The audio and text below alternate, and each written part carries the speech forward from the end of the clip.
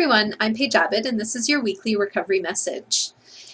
Here at HUM in Calgary, we work with Addiction is Addiction, which means that we see individuals struggling with addiction in many different forms. So some of our clients come to us primarily struggling with drugs or alcohol, but we also see lots of clients who come primarily struggling with relationships, sex, work, food, gambling, and lots of other behaviors. And when we're initially meeting with clients and working with them, a recommendation is to pursue abstinence from mood and mind-altering substances, which means that even if you're coming in and you're recognizing that your addiction primarily involves something like food or shopping or gambling, it is still the recommendation to pursue abstinence from alcohol as well as other substances, including drugs, and also looking at substances including nicotine, caffeine, and intake of things like sugar.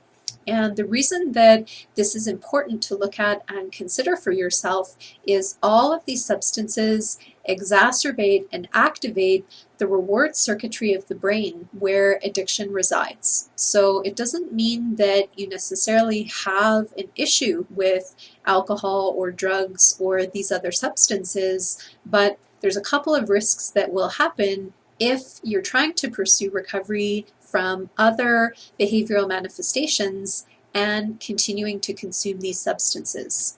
One of the risks is that over time, your brain will actually develop issues with that substance. Meaning, let's say you're pursuing recovery from an issue surrounding work. So you're looking at balance, you're looking at boundaries, and you've reached a maybe healthier relationship with work, but you're continuing to drink.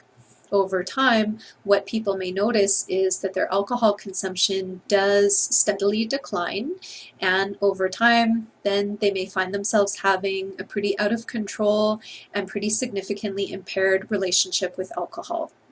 The other risk that can happen is, let's say you're continuing to pursue recovery in that other area, let's say with food, and you're continuing to drink. You may not go over the top or develop a significant issue with alcohol, but your brain gets impatient. Essentially, it's sitting there going, yeah, this is okay, but it's not providing the same escape or reward or relief that this other behavior over here of food would give us. So it actually then makes people more vulnerable to acting out or relapsing with the substance or the behavior that their brain prefers.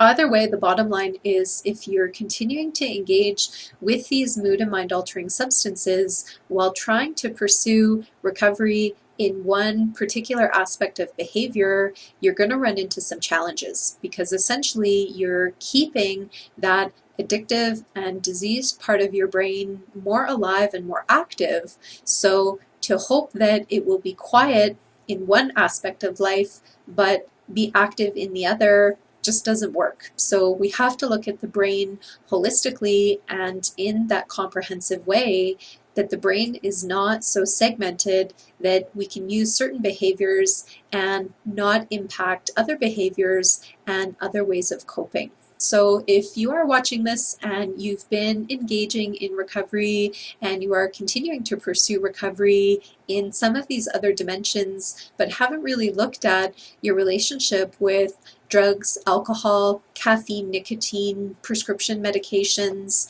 as well as even substances like sugar, that is something that I would encourage you to do a bit of an inventory with for yourself and explore and consider if you would be willing to remove these substances from your life. And if the answer immediately is no, then that's giving you information that your addiction is likely quite attached to these behaviors that you're unwilling to let go of. If it's truly not an issue and not something that you're attached to, then what would be the harm or the downside in letting it go? And in fact, letting it go is actually a gift to yourself and your recovery to help keep you moving forward. There's lots to talk about in the realm of abstinence, but I just wanted to focus on this one particular aspect. And in upcoming weeks, I will talk about other aspects of abstinence as well. That's all for me. I wish you the best in your ongoing journey of recovery for the week. I'll talk to you next week. Bye for now.